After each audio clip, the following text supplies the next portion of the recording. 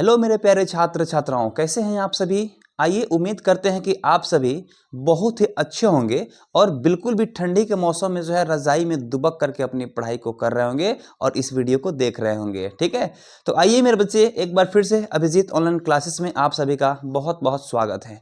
तो मेरे बच्चे, आज फिर से लेकर के आए हैं हिंदी के उसी ट्रिक को, जिस ट्रिक को मैंने कल गद्य खंड में बताया था, उसी ट्रिक से मैं फिर आज बताऊंगा काव्य खंड में। ठीक है, तो आइए मेरे बच्चे, यहाँ पे मैंने लिखा क्लास 10th के लिए हिंदी काव्य खंड के लेखक की जन्म और मृत्यु भी याद करवाएंगे आपको ट्रिक से। यहाँ लेखक के नाम तो बताएंगे ही, जन्म और मृत्यु को भी बताएंगे मेरे बच्चे। ठीक है, और बिल्कुल इकट्ठा करके मैंने लिख दिया, चाहे तो स्क्रीनशॉट खींच सकते हैं, ले लीजिए। ठीक है, चलिए मेरे बच्चे, सबसे पहला यहाँ पे है राम बिनु बिरथे जगी जन्मा। ठीक है, तो राम बिनु बिरथे जगी जन्मा का मतलब क्या होता है मेरे बच्चे। राम बिनु बिरथे जगी जन्मा का मतलब ये होता है कि राम नाम के बिना जीवन व्यर्थ होता है। और यह कौन आपको सबसे अच्छा सिखा सकता है, तो एक गुरु सिखा सकता है। इसलिए राम नाम, राम बिनु बिरथे जगी जन्मा, इसका मतलब ये आपको सबसे पहले कोई गुरु ही सिखा सकता है मेरे बच्चे। और इसलिए यहाँ पे गुरु नानक जी इसको लिखे थे।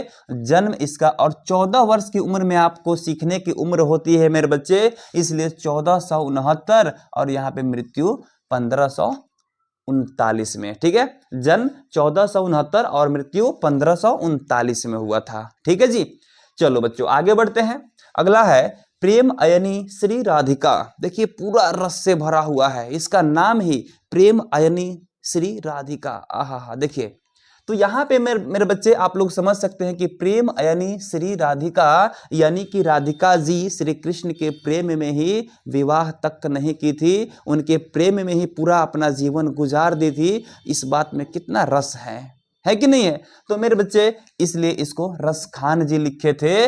और ये इनकी जन्म कहे तो 1528 में और मृत्यु कहे तो 1628 में। ठीक है, इनका जन्म 1528 में और मृत्यु 1628 में। ठीक है, आगे आते हैं मेरे बच्चे, 3 नंबर में कह रहा है कि अति सुधो स्नेह को मार्ग है।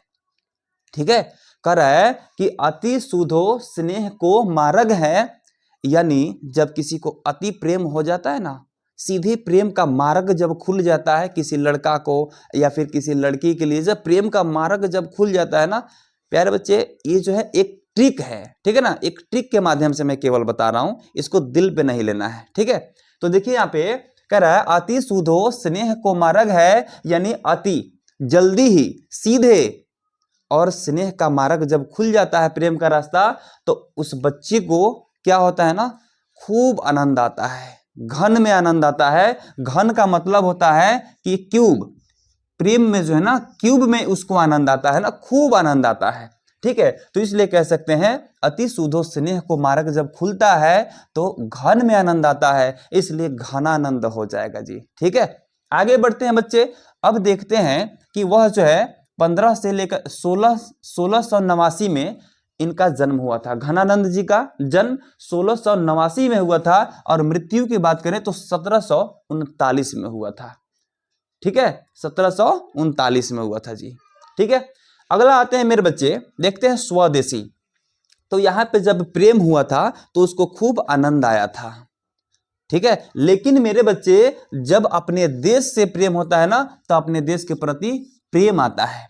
स्वदेशी, जब अपने देश की बात की जाती है ना, तो अपने देश के प्रति हमें क्या होता है, बहुत अधिक प्रेम जग जाता है कि नहीं यह मेरा देश है, जय हिंद हम लोग बोलते हैं ना। तो इसलिए मेरे बच्चे हम ये कह सकते हैं कि स्वदेशी को किसने लिखा था, तो प्रेम घन, अपने देश के प्रति प्रेम, है ना। इसलिए स्वदेशी, अपने देश की चीजों से हम क्या करते हैं, तो प्रेम करते हैं। ठीक है, और ये जो है 1855 में प्रेम घन जी का जन्म हुआ था और 1922 में इनकी मृत्यु हो गई थी मेरे बच्चे। ठीक है, इसको भी आप लोग याद कर लेंगे, अलग से इसको लिख करके आप लोग याद कर सकते हैं। ठीक है, आइए उसके बाद आता है यहाँ पर भारत माता।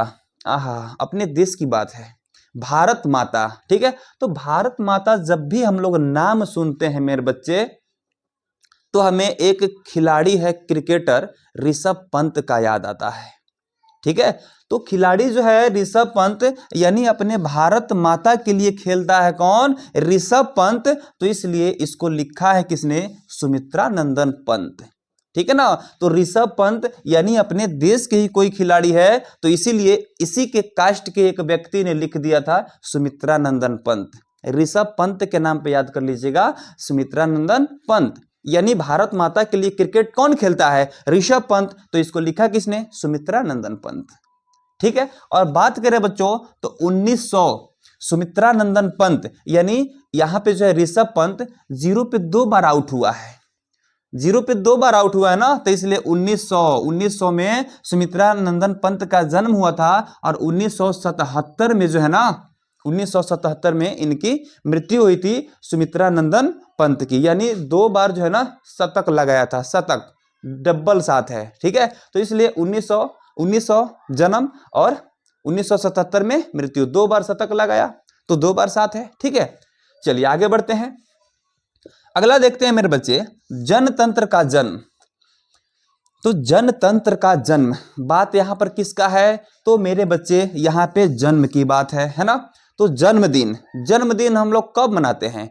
दिन, जन्म रात नहीं मनाते हैं हम लोग, क्या मनाते हैं? जन्मदिन मनाते हैं मेरे बच्चे। इसलिए जब भी जन्म की बात है ना, जनतंत्र की जन्म, तो हम कहेंगे रामधारी सिंह दिनकर, दिनकर, क्योंकि हम जन्मदिन मनाते हैं, जन्म रात नहीं मनाते हैं, तो इसलिए कहेंगे जनतंत्र का जन्म जो है रामधारी सिंह दिनकर जी लिखे थे।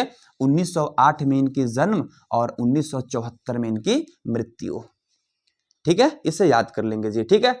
चलो आगे बढ़ते हैं बच्चों। हिरोशिमा, कितना बढ़िया नाम है जी, हिरोशिमा। ठीक है। यानी हीरो, इसमें हीरो आ रहा है भाई मेरे, क्या आ रहा है? इसमें हीरो आ रहा है ना। तो हीरो, तो हीरो हमारे ख्याल से तो सबसे ज्यादा भयानक हीरो है, सबसे अच्छा हीरो अजय देवगन है कि नहीं है? पुराने फिल्मों में जाके देखिएगा, हिंदी फिल्म में सबसे भयानक, मतलब सबसे बेहतर हीरो हमको अजय देवगन लगता है कि नहीं?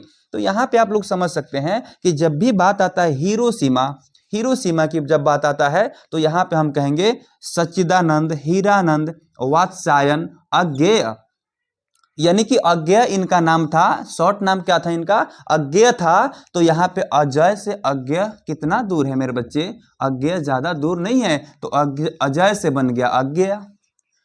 ठीक है। यानी कि जब भी हीरो की बात आए, अज्ञेय जैसे जहां भी नाम मिलेगा उसको कह दीजिएगा। यानी सच्चिदानंद, हीरानंद, वात्स्यायन अज्ञेय साहब थे। ठीक है। अगला ट्रिक लाते हैं मेरे बच्चे, एक वृक्ष की हत्या। अब आप ही लोग बताओ इस ट्रिक का, इसका क्या होना चाहिए? एक वृक्ष की हत्या, तो आप लोग यहां पे समझिएगा भाई मेरे, एक वृक्ष की हत्या क्यों हुई आप लोग बताइए। इसके बारे में एक कहानी सुनाएंगे आपको। जानते हैं क्या? 2 वृक्ष थे, एक बगीचे में 2 वृक्ष थे, और एक वृक्ष की शादी हो गई, और एक वृक्ष क्या कर लिया? तुम्हारा शादी हो जाएगा, मेरा नहीं होगा, तो हम आत्महत्या कर लेंगे। ठीक है। तो इसलिए एक वृक्ष की हत्या, इसको किसने लिखा था? एक वृक्ष का शादी हो गया और एक वृक्ष रह गया कुंवारा। एक वृक्ष का शादी हो गया, एक वृक्ष रह गया कुंवारा, इसलिए एक वृक्ष की हत्या किसने लिखा? कुंवर नारायण जी ने। किसने लिखा? कुंवर नारायण जी ने। एक वृक्ष की शादी हो गई, एक रह गया कुंवारा, इसलिए हो गया एक वृक्ष की हत्या। आ रहा है समझ में? चलिए मेरे बच्चे आगे बढ़ते हैं, कुंवर नारायण जी का जन्म देखते हैं। तो जन्म की बात करें 1927 में, और मृत्यु हो गई 2017 में। ठीक है। 1927 में जन्म और 2017 में इनकी मृत्यु हो गई मेरे बच्चे। ठीक है, इसे याद कर लेंगे बच्चों। आगे आते हैं, हमारी नींद। अब बात करते हैं हमारी नींद। जब हमें नींद आती है तो क्या होता है बच्चे? जब नींद आती है ना, तो ब्रिन ब्रिन करके आता है मच्छर, आया के मार देता है डंक। तो इसलिए कह सकते हैं कि हमारी नींद किसने लिखा था? तो ब्रिन ब्रिन करके आया मच्छर, मार दिया डंक, तो बन गया बीरेन डंगवाल। अरे समझ में? इससे याद कर लेंगे, हमारी नींद, ब्रिन ब्रिन करके आया मच्छर, मार दिया डंक, तो बीरेन डंगवाल। ठीक है। और जैसे ही 1947 में इनका जन्म हुआ। ठीक है। 1947 में जन्म हुआ, और जन्म हुआ उसके बाद 2015 में इनकी मृत्यु हो गई। ठीक है। 1947 में जन्म, यानी देश को आजाद हुए जब जो समय था ना देश को जो आज़ाद होते हुए, उसी समय इनका जन्म हुआ था और 2015 में इनकी मृत्यु हो गई थी। ठीक है, आगे आते हैं बच्चों, अक्षर ज्ञान। अक्षर ज्ञान, अ से अक्षर, अ से अनामिका, है ना, अ से अक्षर, अ से अनामिका। ठीक है, तो अ से देखिए ऐसा इसमें कोई नाम नहीं है कि यहाँ भी अ से हो और यहाँ भी अ से हो, तो इसे भी याद कर सकते हैं। अ से अक्षर है, अ से यहाँ पर अनामिका है। ठीक है, तो अक्षर ज्ञान को किसने लिखा? चलो अक्षर ज्ञान को किसने लिखा? जिसका नाम अ से होगा वहीं लिखा, तो अनामिका का नाम है अ से। ठीक है, तो इसे याद कर लेंगे मेरे भाई। अगला है लौट कर आऊंगा फिर। लौट कर आऊंगा फिर, अब मर जाएंगे, मर गए तो चले गए, अब लौट कर आएंगे अगर फिर तो कहाँ आएंगे? मरे तो मृत्यु में गए, यमलोक में चले गए, अब जब लौट के फिर आ जाएंगे इस धरती पर तो जीवन मिल जाएगा कि नहीं मिल जाएगा? इसलिए लौट कर जब हम आ जाएंगे ना, तो लौट कर आऊंगा फिर किसने लिखा? तो जीवनानंद दास जी ने लिखा। यानी जब लौट कर आएंगे तो हमें फिर से जीवन मिलेगी, है ना, इसलिए लौट कर आऊंगा फिर किसने लिखा? जीवनानंद दास जी ने लिखा। मेरे प्यारे बच्चों, मेरा एक बार वादा नहीं, आपसे मैं दावा करता हूं कि अगर इसे केवल 2 या 3 बार अगर आप लोग देख लेते हैं तो पक्का आपके एग्जाम में यहां से जो है केवल यहां से 5 या 6 नंबर के सवाल पूछे जाएंगे मेरे बच्चे। 5 या 6 नंबर के, यहाँ लेखक के नाम से आएगा और नहीं तो इनके जन्म से आएगा और नहीं तो इनके मृत्यु से आएगा क्वेश्चन। ठीक है, तो 5 या 6 नंबर आपका यहां से आज कंप्लीट हो रहा है मेरे बच्चे। फिर से एक बार आपसे रिक्वेस्ट है कि इसको दोबारा आप लोग जरूर देख लीजिएगा, 2 बार कम से कम देखिएगा। ठीक है, तो चलिए इसके पहले मैंने जो बताया था यहाँ गद्य खंड का, अभी तो ये काव्य खंड है, इससे पहले मैंने बताया था गद्य खंड का, उसका लिंक जो है मैंने इसके डिस्क्रिप्शन बॉक्स में डाल दिया है मेरे बच्चे। जस्ट डिस्क्रिप्शन खोलिएगा तो लिंक फर्स्ट में ही मिल जाएगा। ठीक है, तो उसको भी जा करके जो बच्चे नहीं देखे होंगे जा करके देख सकते हैं। ठीक है, और इसे आप लोग जरूर देख लेंगे। और फिर मेरे बच्चे अगला जो है ना लेकर के आ रहे हैं वर्णिका का, बहुत छोटा है, बहुत छोटा में होगा, उसको भी बहुत सुंदर ट्रिक के साथ लेकर के आ रहे हैं मेरे बच्चे। तो वर्णिका का लेखक नाम भी लेकर के आ रहे हैं और उससे जो है कई और भी सवाल लेकर के आएंगे ट्रिक से। तो अगर ये वीडियो अच्छा लगा होगा ना तो इस वीडियो को आप लोग लाइक जरूर कर दीजिएगा, और अगर चैनल पर नए होंगे तो चैनल को सब्सक्राइब जरूर कर लीजिएगा। ठीक है, तो चलिए मिलते हैं अगले वीडियो के साथ, तब तक के लिए tata, good bye, take care.